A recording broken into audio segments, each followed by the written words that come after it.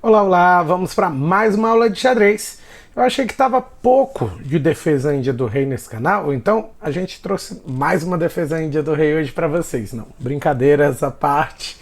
Mais uma vez a gente vai comentar uma partida de xadrez e mais uma vez é a defesa índia do rei que está sendo jogada de pretas, né? Eu já falei que é bem interessante a gente aprofundar os nossos conhecimentos em algumas aberturas ali que fazem parte do nosso repertório, para que a gente realmente domine aquelas posições e aí a gente consiga se desenvolver a partir delas. Por exemplo, essa partida ela foi disputada pelo Jeroen Piquet, da Holanda, né, jogando de brancas, contra nada mais nada menos do que o grande Garry Kasparov, de pretas. E a gente sabe, né, o Kasparov, a lenda que ele foi dentro do esporte do xadrez, e o tanto que ele foi um grande jogador. E aqui ele vai demonstrar isso mais uma vez, jogando de uma maneira brilhante com as peças pretas e seguindo uma linha que eu já comentei com vocês anteriormente em alguns outros vídeos, mas que eu gosto bastante, que é a defesa índia do rei. Então vamos lá. Para ser uma defesa índia do rei, a gente precisa enfrentar D4, e contra D4 as pretas respondem com cavalo F6, C4 dominando o centro, G6 preparando o fianqueto, cavalo C3, bispo G7 no fianqueto, e E4 a gente roca. As brancas ficam com o centro, a gente já fica bem protegido e temos um contrajogo aqui na defesa índia do rei. Se cavalo F3, que foi o que aconteceu no caso, D6 para não tomar E5, e quando ele jogou bispo E2, mesma linha que a gente tinha visto anteriormente, as pretas, quer dizer, jogam E5, né? Contra bispo E2. Se as brancas jogarem agora D5, a gente cai na variante Petrosian. Se as brancas agora fazem o roque, a gente segue a variante clássica. E aqui as brancas optaram pela variante clássica, pelo roque, pela proteção do seu rei. Cavalo C6, D5, agora atacando o cavalo, e cavalo E7. Agora, para as peças brancas, existem uma série de possibilidades aqui, né? Principalmente nesse cavalo. O cavalo ele pode seguir a linha jogando em E1, ou ele pode jogar em D2, e a gente tem também a jogada B4, que a gente falou que era uma possibilidade, né, anteriormente. Tanto que muitos jogadores de pretas gostam de jogar A5, já para evitar esse contrajogo na ala da dama aqui, e evitar, né, mais complicações contra as brancas nessas posições. Nesse caso, a opção escolhida pelo Piquet foi cavalo E1.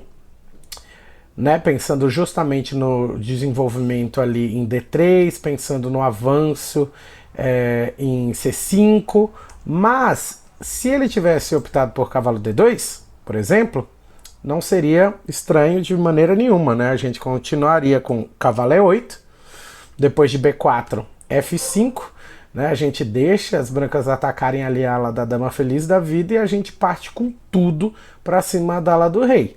C5, a gente pode jogar F4 aqui, só que F4 tem como resposta bispo em G4. A gente sabe o tanto que o bispo dessa diagonal aqui de C é importante na defesa índia do rei. Então não é interessante a gente possibilitar às brancas essa troca, porque é uma troca que as brancas querem fazer, elas desejam fazer. Então ao invés de jogar F4 aqui, talvez seja mais interessante, ou melhor, é mais interessante, cavalo F6. F3 e agora sim F4 é válido. Agora você pode jogar F4 tranquilamente, porque ele joga cavalo C4 e a gente joga G5. A4, cavalo G6, bispo A3, torre em F7. Lembrando, a gente não está preocupado com essa ala da dama. As brancas, elas querem atacar por ali porque a gente tem um ataque muito rápido na ala do rei. A gente vai jogar ali H5, depois a gente joga em G4, a gente tem a torre defendendo o peão de C7 e com a possibilidade de ser jogada também ali na casa G7 para dar continuidade ao nosso ataque. E temos também o bispo saindo da frente ali, né, jogando em F8. Tudo isso é parte do plano das peças pretas nessa posição. Mas, se ele não joga cavalo D2, se ele opta, por exemplo, por B4, é uma possibilidade também, que ele pode escolher nessa posição. E a gente tem cavalo H5 ou A5. A5 é uma resposta mais direta. Cavalo H5 tem torre E1, tem F5, deixando a casa de E6 fraca. Cavalo G5 se aproveita dessa possibilidade. E cavalo F6 seguido de F3, cavalo H5, C5, cavalo F4, bispo C4, a gente tem rei H8 com muitas opções para as pretas. Melhoramos aí o nosso cavalo, mas ainda tem bastante jogo para as peças brancas também. E muitas opções para as pretas, obviamente. Cavalo F4 pode ter bispo F1. É a resposta mais comum para não ter essa troca. E ele vai conseguir expulsar o cavalo posteriormente ali com G3. Se a gente joga 5, uma resposta mais direta, ele pode jogar bispo A3, A toma B4, B toma B4, B6 e A4. Ele continua com o ataque pensando ali no avanço em A5 e a gente continua pensando em melhorar nosso cavalo chegando em F4. E tem também a possibilidade de peão tomar 5, torre tomar 5. Só que as brancas têm a ideia de jogar em A4 e trazer o cavalo delas para B5, melhorando ainda mais o ataque nessa ala. Ok? Como eu já tinha dito anteriormente, a jogada escolhida foi cavalo E1, sem tanta complicação. Kasparov jogou cavalo D7, preparando o avanço do peão ali para F5. Se cavalo D3, a gente tem F5, bispo D2, cavalo F6, F3 e F4. Esse F4 é válido porque agora ele não pode trazer o bispo para tentar a troca. Se F3, a gente tem F5, G4, rei H8, pensando em aproveitar a diagonal ali de H6 até C1, né? Rivalizando com aquele bispo que já ocupa a diagonal. Bispo E3, cavalo G8, e temos também, né, o cavalo em G8, que é a continuação aqui no caso. Cavalo G8, dama D2, F4, atacando o bispo que foge para F2, H5 e H3. As ideias aqui das brancas é trazer a torre para C1, escapar dessa diagonal do bispo ali, atrapalhando tanto, né, a vida das brancas. Ainda pensam no avanço em C5. E aqui eu coloquei um movimento ilegal aqui dessa torre, desenvolvendo para casa E3. O que eu queria dizer é que o cavalo ali ele pode desenvolver, beleza, para casa D3. Vou até consertar aqui agora, deixa eu ver se eu já consigo consertar enquanto eu mostro isso daqui para vocês, para a gente não ter esse movimento ilegal aqui. E para as peças pretas a gente tem o movimento de cavalo em H6 e o desenvolvimento do bispo ali primeiro para F6 e posteriormente para H4. Aí é uma troca muito boa porque a gente vai ter uma dama ali em H4 que, né, seria o terror na vida das brancas. E a jogada que foi feita de fato foi bispo E3.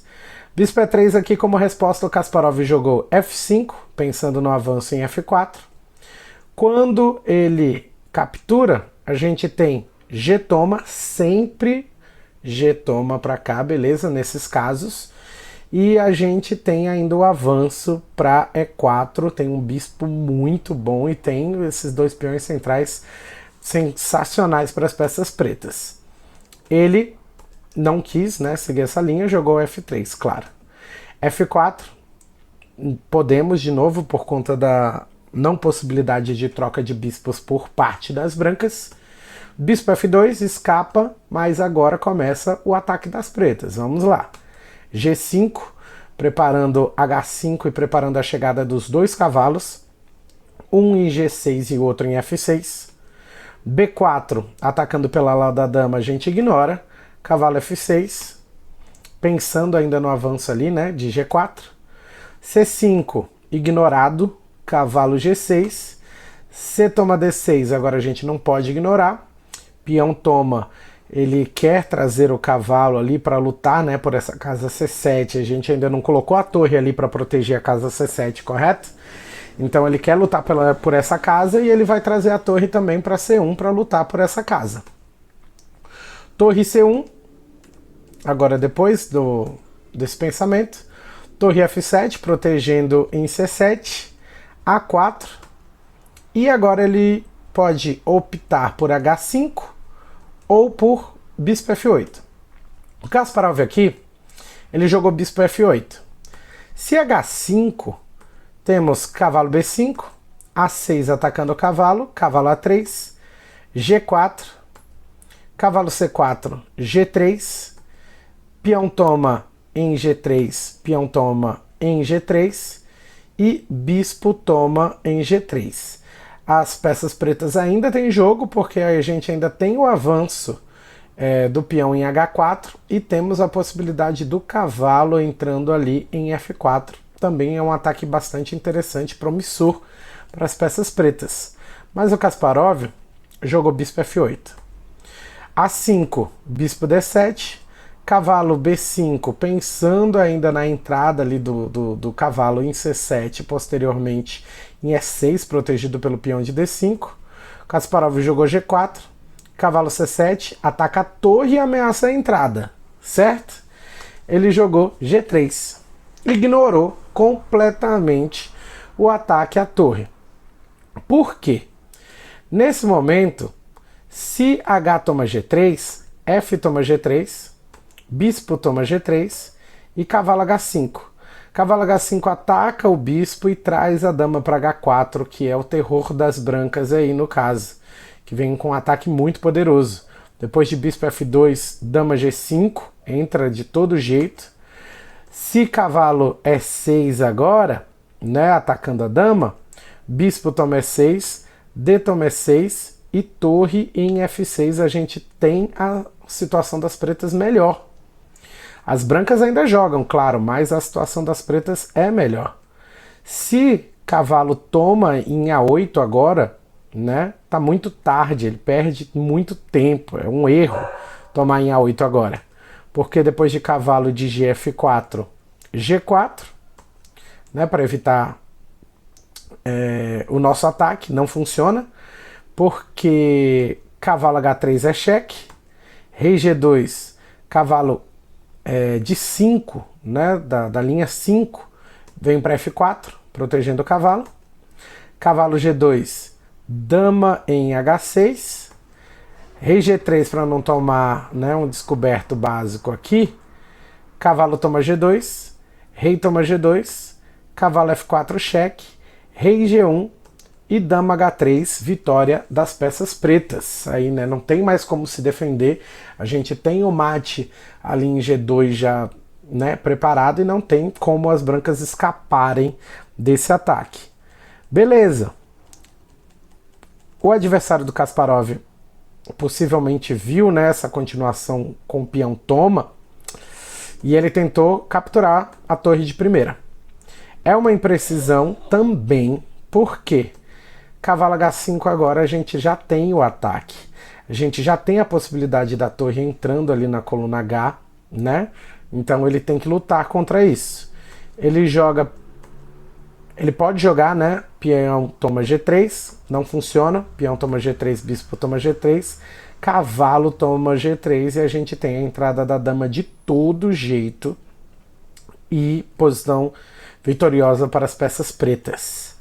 Se rei H1, que foi o que ele fez de fato, primeiro, ele poderia jogar dama H4, não funciona de imediato, porque bispo G1, peão toma H2, bispo toma H2, e depois de cavalo G3 cheque, rei G1. É interessante, mas não funciona de cara.